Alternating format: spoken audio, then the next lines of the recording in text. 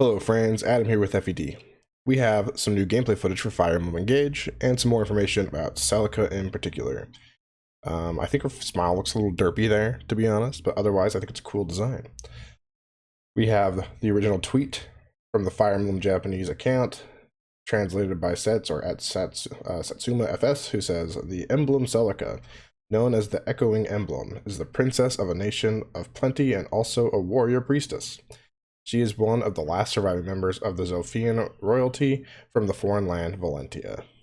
So there's your little description. It's basically just who Celica is, for those of you who don't know. And if you don't know who Celica is, go play Echoes. The game is freaking incredible. Okay. Cool. Now let's go watch the gameplay stuff. The stuff we're all here for, am I right? Alright. So before we watch this, I just want to ask everyone to please consider subscribing. Help us reach 25,000 subs before the end of the year. That'd be much appreciated. We're going to be covering Fire Emblem Engage all the way up until release, and then plenty after. And we're also going to talk about other Fire Emblem stuff as well. So let's watch this together as we do, and then we'll talk about it.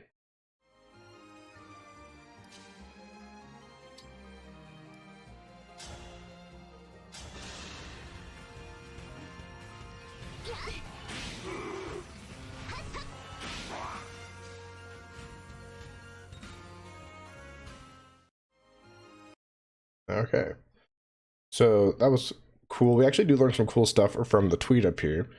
And again, thank you to Satsuma FS for translating the text. It says, "The emblem Celica has high magic and increases the magic of the person equipping her ring." So just a magic stat boosting emblem ring is what we got with Celica, right? And I wouldn't be surprised if she buffs resistance or something as well. So this is our first, I think this is our first actual confirmation on this map. We've seen this map plenty of times, right? I think this is our first like actual confirmation that the two units up there are one up in the top corner are definitely Lewis, the Armor Knight, and Chloe, the Pegasus Knight. So that doesn't change a whole lot. We kind of already figured that's who it was going to be, but now we know for sure. Here we do see that Sigurd again is on Mage Boy on Crom, or Crame, or Kuran or Clan, depending on the translation. I've seen all of those. But Sigurd's attached to him for whatever reason, which makes me think that, no, that's not true. I was going to say maybe this is Alfred's like recruitment chapter, but that's not true. I think he would come before this, so why would you give him Sigurd? Or maybe we just don't have access to the battle preps menu yet at this point. Maybe this is too early in the game, they haven't given it to us, and he just starts with, and Sigurd just starts on Mage Boy. That could be the case. Regardless, again, further proof that they can be wherever. They can be on whatever units. On the map screen, we also get to see Celine's inventory with Celica equipped.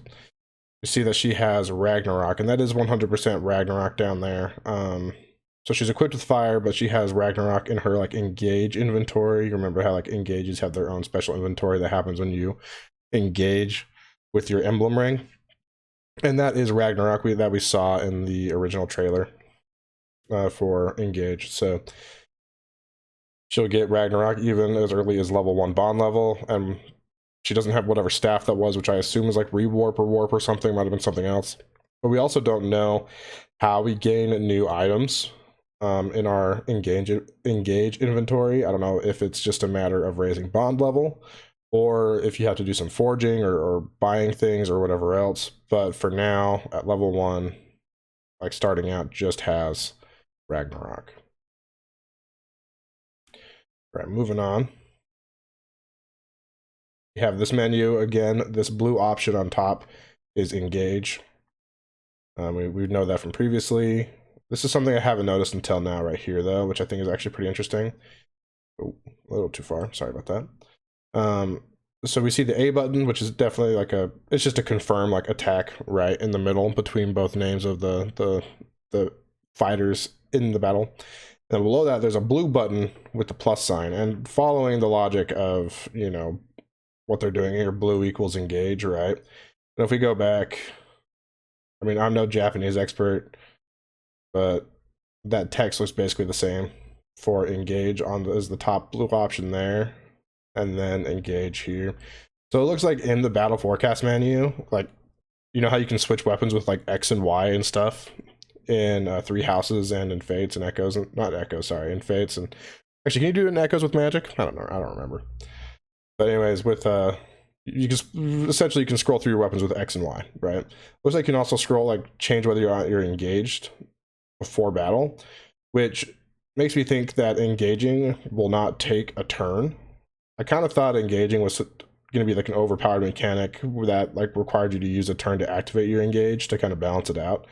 I haven't said that before, but I kind of thought that might be the case.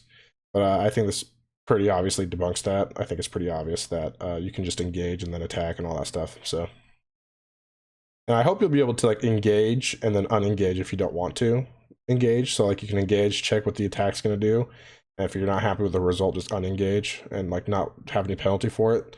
Like have the only penalty, like have it only like actually lock in when you officially do an action, right? But we don't know for sure. But I like that. It's a nice little UI thing, just really simple, quality of life stuff. I like that. Moving into the battle here, we do get to see Celica's attack here. So Celine's just casting fire, obviously. But Celica, the little attack she sends with the fire tome, is 100%. That has to be Seraphim, right, from Echoes, which is cool. You can see the little feathers flying off that hit the guy, and I actually think it's a really cool effect. I wonder if Seraphim is going to be a spell in this game. Or I wonder if maybe Celica will learn that later, and it'll be effective against like undead enemies, you know? They're cool, like these creepy red-eyed monster dudes. The Risen 2.0. It's kind of the impression I get. And then finally, we do see again that the SP goes up with experience, making me think it's got to be some sort of experience for your emblem ring, or like being able to like put skills or whatever else on them at the blacksmith or something along those lines. That's got to be what it is, right? So pretty clean, all things considered. We don't see any breaks or anything, which we didn't expect to. There's no weapon triangle advantage. I thought we might see something though, because it is like magic against Armor Knight, but no break. And funny enough, she doesn't kill. I don't know if this Armor Knight just has really high like HP for this point in the game, or like decent res for this point in the game for an Armor Knight. But I don't know. I would just assume that Celine would one round an Armor Knight. But I guess it is early game, so I'm sure she will later. But last things we do see that the little talk icons on Lewis and Chloe are up there. So Celine can obviously talk to them, right? That's returning. I like the little talk icons, makes it convenient. Granted, it makes it so like I don't know, just kind of gets rid of any like mystery or whatever there might be in like getting a cool recruitment out of a conversation, but that's okay. I think it's a fine trade-off. And I think if I had to guess, I don't know for sure, this chapter is the first chapter you get Celine, maybe. That's what I would guess.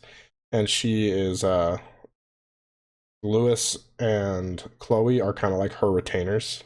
You know, she's like some sort of like noble princess lady, right? So I would guess that Lewis and Chloe are her retainers in some form, and she has to go rescue them or something, where Aaliyah shows up just in time to rescue them, all that kind of stuff, you know, as one does. So yeah, gonna see some cool stuff. This is a fun gameplay snippet, and I think Celica is a really cool character, so I'm excited that she's in the game. Really excited, actually. All right, and last thing, we'll look at this here. I'll let it play for all you people who want to hear the Japanese voice acting. 一日も早く平和な世界を取り戻すために私に力を貸してもらえませんか？もちろんよ。全力で手伝わせてもらうわ。Her smile looks weird, man. So, anyone, I don't know if anyone would know, does Celica have the same Japanese voice actor as she does in Echoes? Like, can anyone tell? I'm really bad at that kind of stuff. And then again, another translation by Satsuma FS, who says it says a conversation between the Emblem Celica, and Alir. It seems she'll lend a hand to defend the peace. Alir says, "Will you lend me your strength to return peace to this land as soon as possible?" Celica says, "Of course, I'll do all I can."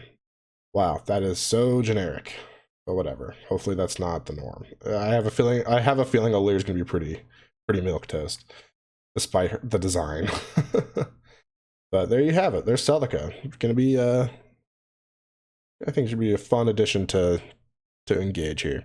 Anyways, thanks for watching, guys. Please help us reach 25,000 subs before the end of the year. If you're not subscribed, please click the subscribe button. It would mean a lot.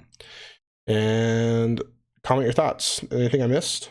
Last video, someone did point out that I missed that daggers are returning, which is really cool. I pinned that comment, so hopefully everyone saw it that watched that video.